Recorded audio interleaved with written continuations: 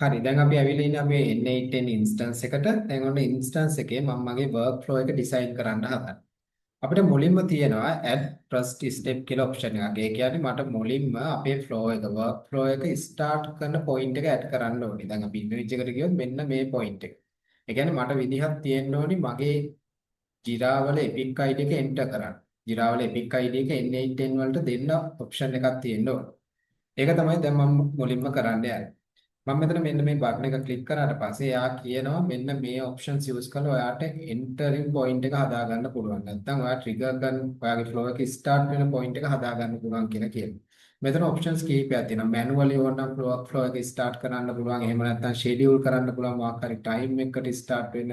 ඒ වගේ options කීපයක් තියෙනවා. මම මෙතනින් ගන්නේ on form submission කියන ඔප්ෂන් එක. ඒ කියන්නේ ඒකෙදි මොකක්ද වෙන්නේ? ඒකෙදි N8 අපිට ෆෝම් එකක් දෙනවා. ඒ ෆෝම් එකේ මම epic ID එක දාලා සබ්මිට් කරනවා.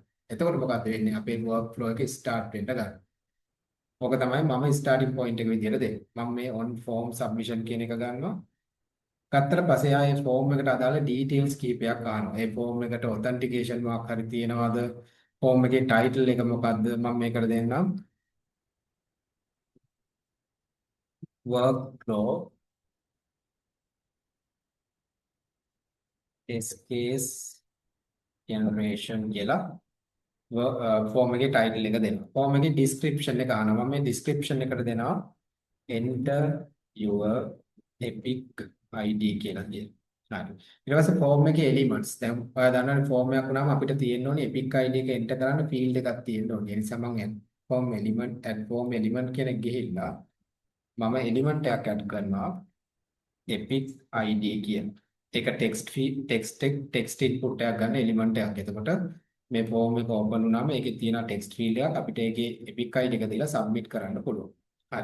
දැන් ඔන්න මම form එක හදලා තියෙනවා. ඔයාලට ඕන නම් මෙතනින් execute step කියන එක click කරන්න පුළුවන්. එතකොට ඔයාලට මේ form එක open කරලා පෙන්නනවා.